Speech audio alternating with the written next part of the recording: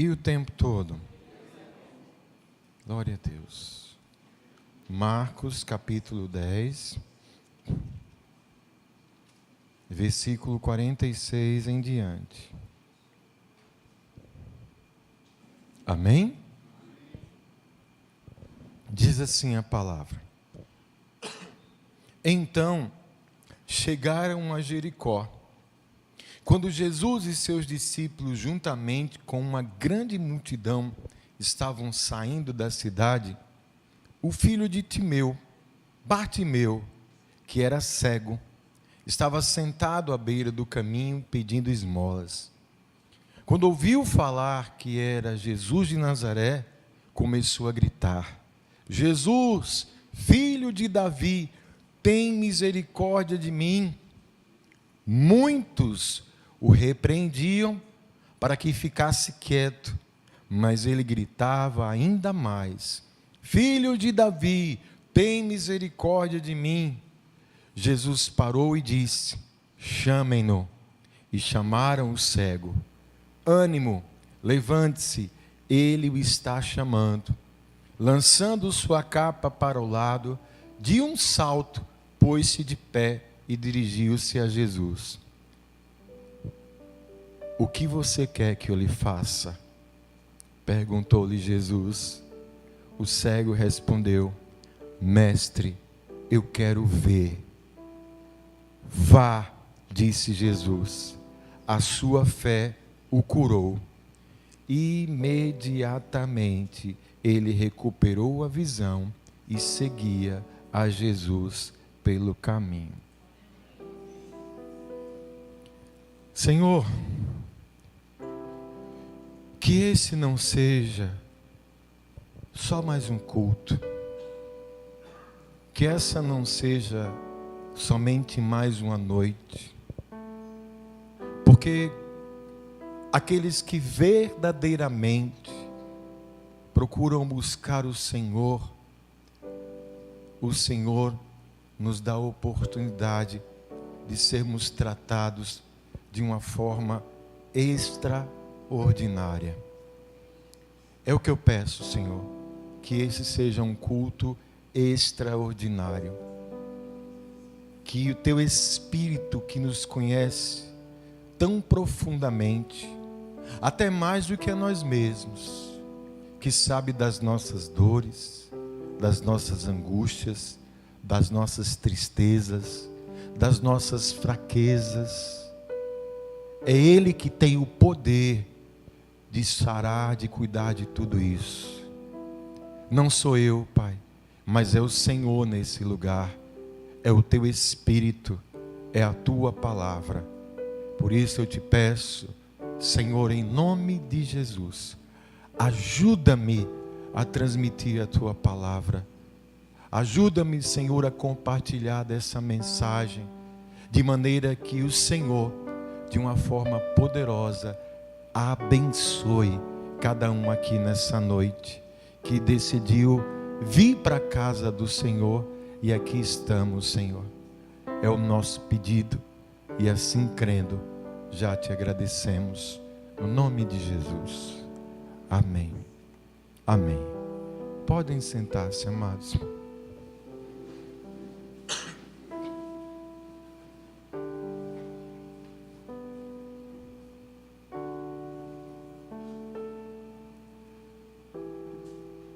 Irmãos,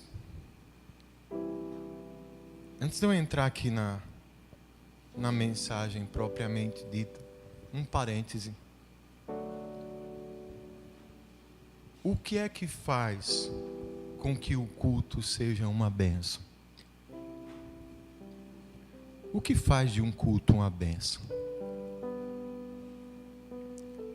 Acredito que para quem chega agora na igreja, talvez exatamente por estar chegando agora, pense o seguinte: o que pode fazer um culto bom é um louvor, músicos ali demonstrando para Deus o seu talento, é um som de qualidade, é um ambiente, irmão Antônio, confortável, com ar condicionado. cadeiras aconchegantes, e de repente até uma música que vem, toca no coração da gente, e a gente se emociona, sabe? Isso tudo é de repente para quem chega agora. Mas quando a gente já chega e já há um tempo vem, uma das coisas que a gente vai aprendendo é o seguinte: o que de fato faz um culto ser uma bênção é o meu coração. É como eu me encontro. É como eu estou disposto a adorar a Deus, a clamar a Ele, a glorificar a Ele, porque culto significa algo que se oferece ao Senhor. Tudo isso que a gente falou são elementos dentro de uma liturgia. Mas o culto que Deus quer de fato receber é o nosso culto. Paulo diz que é o nosso culto racional. É como está o nosso coração. E temos um desafio, porque nem sempre a gente vai estar bem. Às vezes, depois de um dia difícil, né, irmão Antônio? É complicado a gente chegar aqui, de repente um dia que a gente teve uns contratempos, dependendo também como esteja a nossa saúde, uma dor de cabeça, um incômodo, ou até mesmo problemas que a gente traz. E aí a gente não consegue ter essa capacidade de, por um momento, se desconectar dessas coisas para tentar se conectar com o Senhor. Mas quando a gente entende isso e consegue fazer isso, quando a gente, independente de qualquer coisa que a gente esteja a passar, entenda o que está fazendo aqui, o que veio fazer aqui, e a gente diz: Senhor, está aqui o meu coração, é teu, receba o meu louvor e a minha adoração. Nessa hora, o culto está acontecendo, e a pessoa que está fazendo isso, Deus está tratando e abençoando de uma forma poderosa. Por isso, entenda isso: para o culto ser uma bênção, antes de mais nada, depende de você, depende de mim. Sou eu que preciso buscar isso, e nem sempre é fácil. Mas eu louvo a Deus por você. Está aqui, ó. Você veio hoje, possíveis ameaças de chuva, mas você veio, você está aqui nessa noite. Eu não sei como foi o seu dia hoje, eu não sei como está a sua vida, mas uma coisa é certa: Deus sabe de tudo isso, Deus viu tudo isso, Deus está vendo tudo isso, e está aí com você. E Ele viu a sua iniciativa. Às vezes, de repente, escute, viu? Entenda o que eu vou falar. Às vezes você chegou aqui hoje se arrastando. Às vezes você pode ter pensado assim: rapaz, a minha vontade hoje era de estar em casa, eu não queria ver ninguém. Mas por que você está aqui? Você veio para adorar o Senhor? Você veio para buscar o Senhor?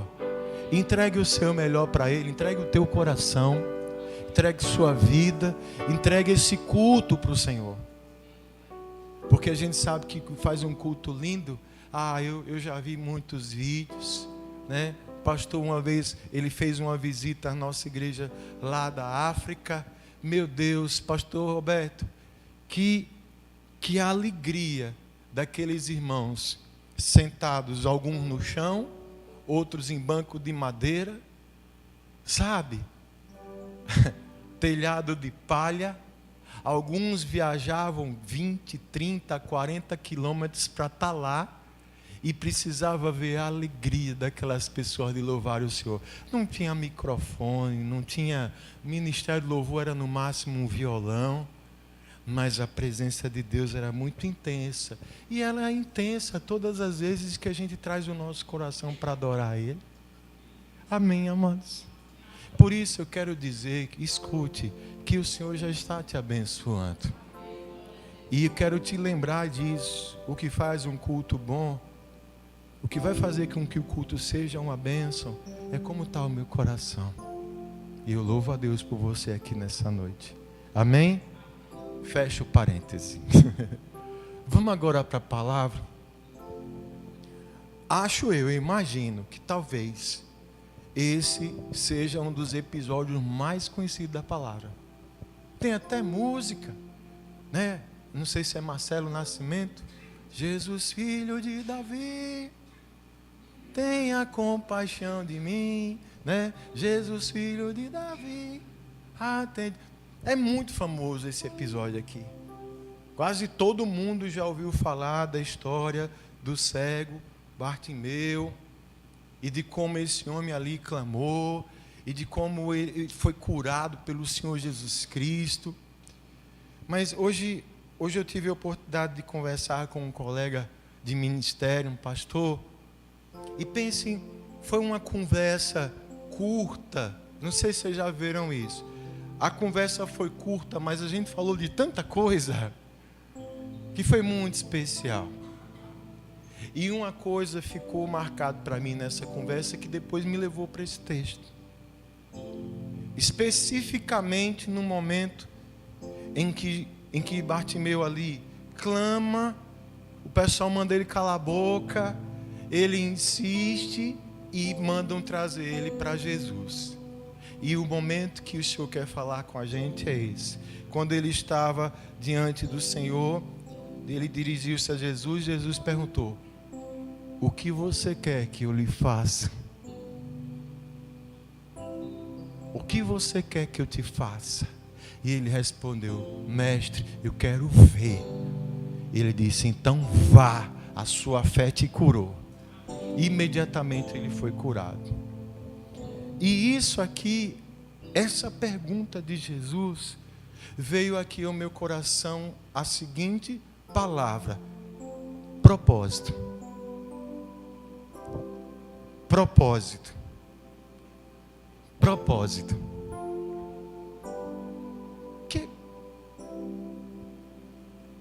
A gente olha para aqui e vê o seguinte: Jesus não estava vendo que aquele homem era cego? Sim ou não? Sim ou não? Será que ele não imaginou na cabeça assim: tá mais um cego, vou fazer ele enxergar agora? Por que será que ele perguntou? Porque Jesus queria saber o que Bartimeu de fato queria. Vamos pensar no seguinte contexto, que vai fazer com que a gente comece a entender o porquê que Jesus fez essa pergunta. Uma pessoa que dependia das esmolas, consequentemente passava por dificuldade financeira, dependia da misericórdia dos outros. Diante de Jesus, que podia fazer tudo, ele, será que, Senhor, o que é que você quer que eu te faça? Senhor, eu quero que o Senhor pague 1 ano de aluguel para mim. Eu quero que o Senhor faça aparecer dinheiro aqui na minha bolsa. Sabe? Ele podia pedir muitas coisas, mas ele foi enfático: Senhor, eu quero ver. E essa pergunta de Jesus, amados, nos leva à seguinte reflexão: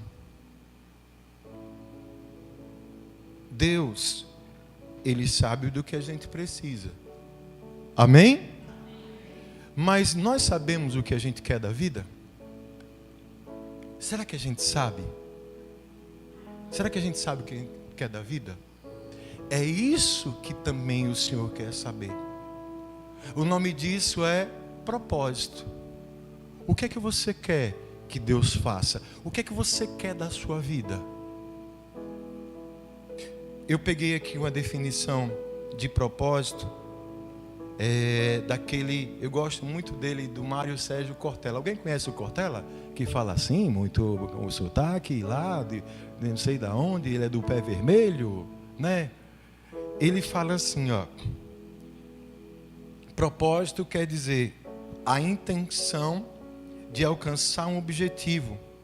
É intenção, plano ou meta. De acordo com ele, propósito é viver com propósito, possui a perfeita compreensão das razões pelas quais faço ou eu não faço algo. Entendeu o porquê? Pastor, isso é importante. Eu vou dizer que isso é fundamental. Porque o que é que eu vou aprender aqui? Se a gente não tiver propósito na vida, a vida da gente não tem sentido. Por que a gente acorda cedo? Por que a gente sai desesperado para trabalhar, para fazer? Por que a gente faz essas coisas? É porque a gente tem que ganhar a vida. O que é ganhar a vida? Às vezes, nessa coisa de correr para trabalhar, tem gente perdendo a vida. Quem entende o que eu estou falando? Tem gente que está perdendo a família. Sabe? Eu preciso entender o que é que está no meu coração, que eu quero do Senhor para a minha vida. O que é que eu estou fazendo aqui hoje, numa quinta-feira? O que é que eu estou fazendo na igreja? Você consegue entender? Se eu não tiver respostas para isso, significa que eu posso chegar a uma triste conclusão: a minha vida não tem sentido. E eu vou estar cantando e vivendo aquela música lá do Zeca, do Pagodinho, deixando a vida. E Deus perguntando: o que é que você quer? Por que Deus quer saber? Porque Ele nos deu o propósito. Uma vida que uma pessoa não sabe o que ela quer. Você já viu como é a vida de quem não sabe o que quer da vida? Não vai para frente. É frustração em cima de frustração. Não tem um propósito. Tem gente que diz assim: para mim qualquer coisa, tanto faz. Não, irmão. Não tem tanto faz. Deus quer fazer algo grande na sua vida. Ele tem poder para isso. Mas Ele pergunta: você quer que eu faça o quê? E dependendo da resposta, muita coisa pode fazer a diferença. A primeira coisa que eu entendo aqui é que se eu não tiver propósito, a minha vida vai perder todo sentido. Eu não estou vivendo, eu estou só existindo, igual uma planta. Não estou vivendo. Jesus fala que Ele tem para nós, diz que o ladrão vem roubar,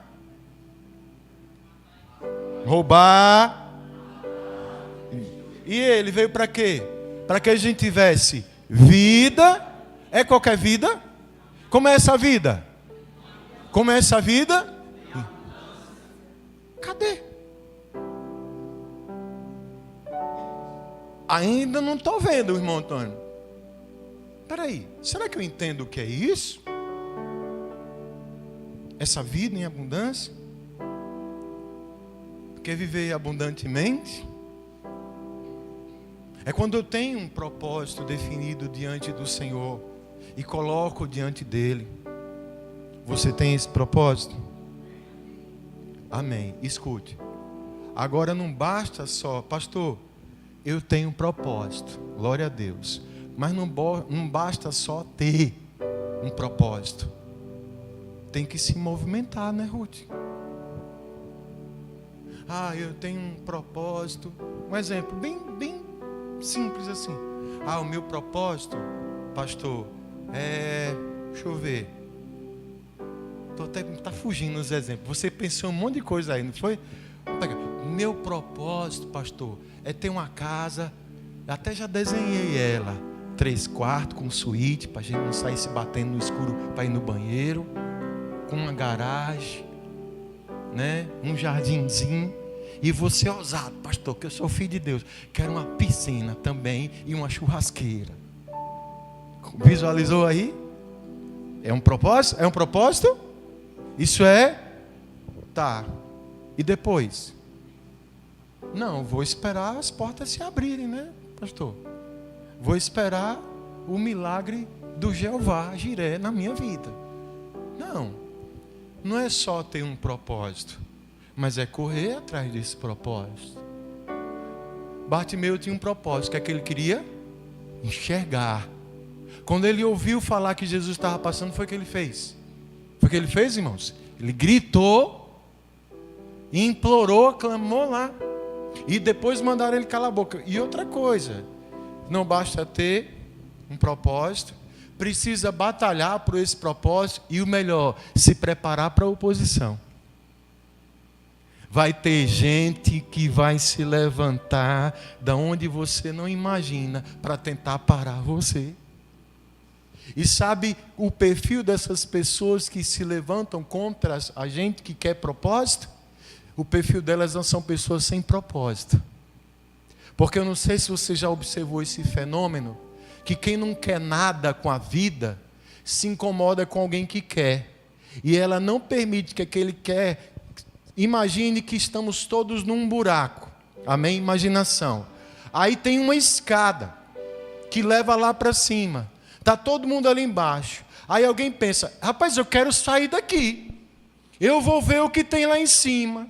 E aí quando a pessoa vai tentar subir, os outros, o que é que você está pensando que você é melhor que a gente? Você não vai não, vai ficar todo mundo aqui e puxa você. Quem entende o que eu estou falando? É assim ou não é na vida, irmãos? Você está quieto, você está estacionado, você está parado, você está acomodado. Ninguém vai mexer com você. Aí Deus coloca um propósito no seu coração, você começa a se levantar e a buscar, vai ter um monte de gente para dizer, fica quieto, rapaz. Isso não é para você não. Se aquiete com isso. Quem é você? Quem você pensa que é? Está achando que é melhor que a gente? Oh, coitado. Gente sem propósito acaba tendo um propósito de atrapalhar quem quer melhorar a sua vida em Deus. E eu tenho que estar preparado para isso, porque quem tem um propósito de verdade não desiste. Foi o que Bartimeu fez? Gritou ainda mais alto. Aí foi que ele gritou com força a Jesus, mande chamar esse rapaz aqui. Ei, Jesus está chamando você. Quem está aqui clamando por Cristo? Amém? Está chamando você. Porque quem sabe o que quer e se coloca diante de Deus, o resultado disso é realização de propósito. Quando eu sei o que eu quero e quando eu coloco o que eu quero diante do Senhor, o Senhor abençoa e o sonho acontece. Mas entenda, é preciso ter propósito. Provérbios 16, do 1 ao 3, diz o quê? Ao homem pertencem os planos do coração, mas do Senhor vem a resposta da língua. Todos os caminhos do homem lhe parecem puros, mas o Senhor avalia o espírito. Aí ele diz, consagre ao Senhor tudo o que você faz e os seus planos serão bem-sucedidos.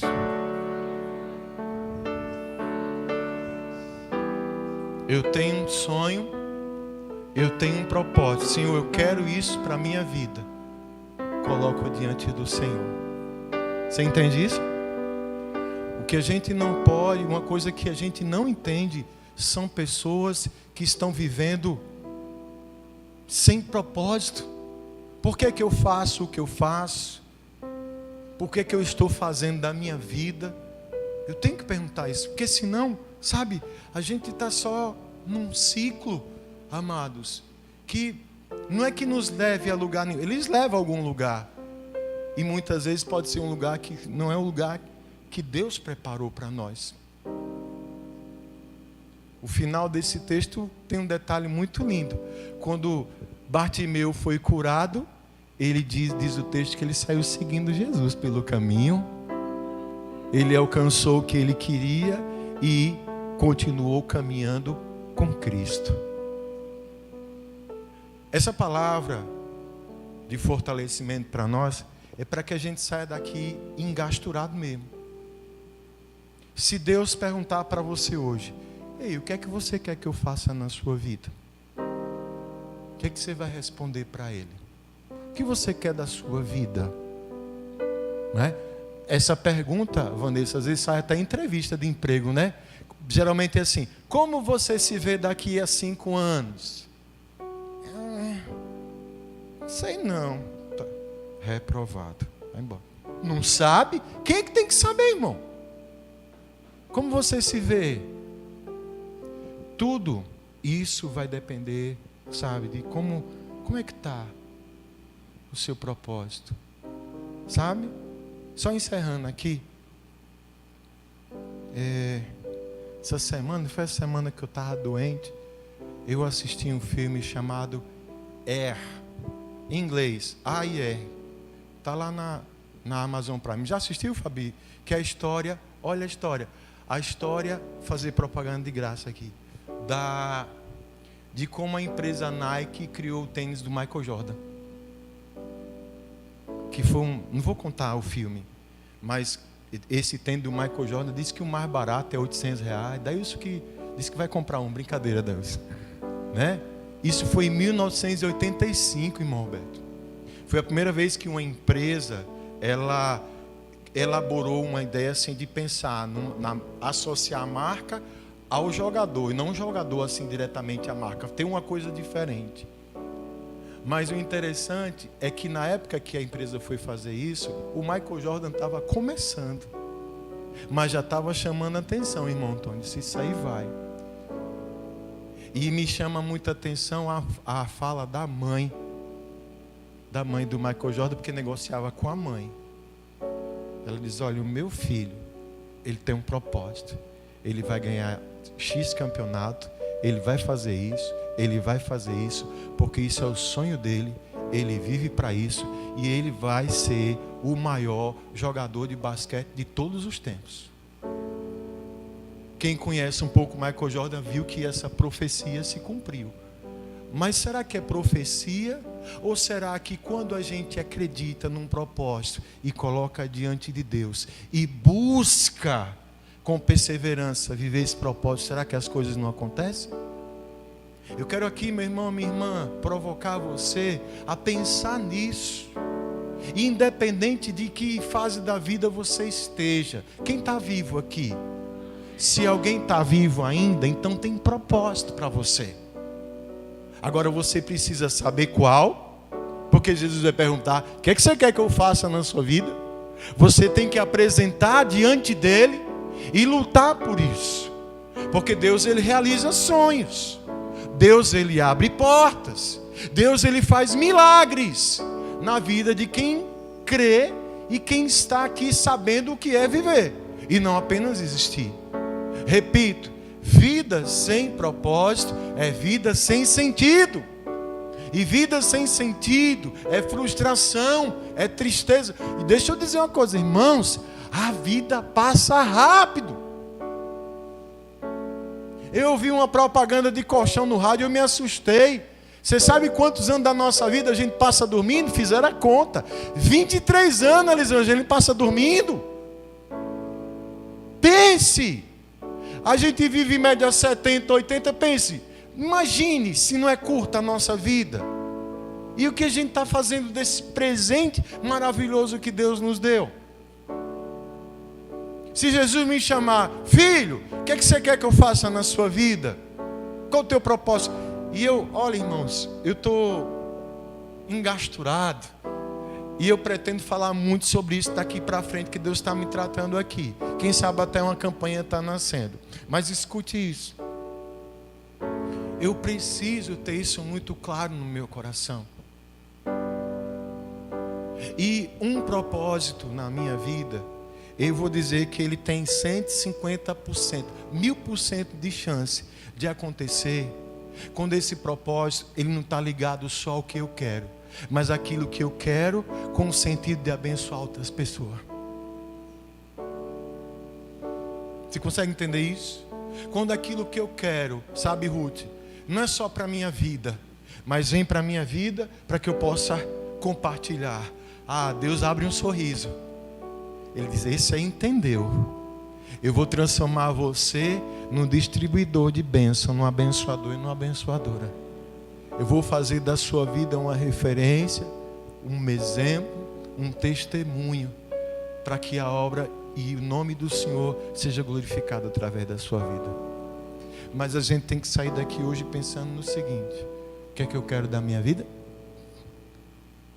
Qual é o sentido da minha vida? Qual é o meu propósito?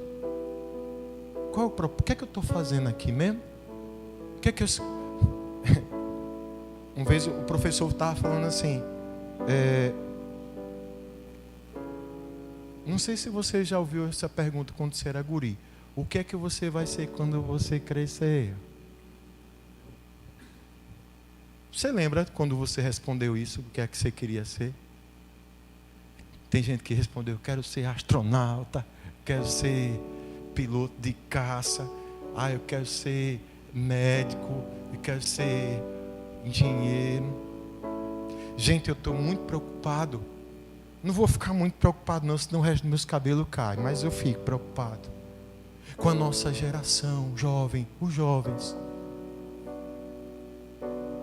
O que é que esses meninos querem? Graças a Deus tem alguns, mas a grande maioria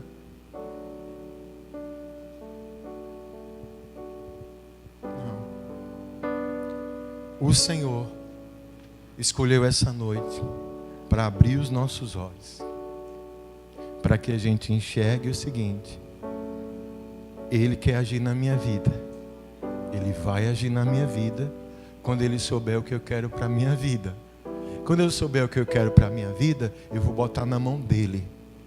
E quando eu coloco o meu coração, a minha vida na mão dEle, Ele faz a obra que eu preciso. Amém? Amém? Pergunta aí para o seu irmão, diga assim: irmão, o que você quer que Jesus lhe faça? Diga assim, responda para Ele. Amém? Quem entendeu essa palavra? Pode aplaudir o Senhor? Você fica em pé um pouquinho comigo?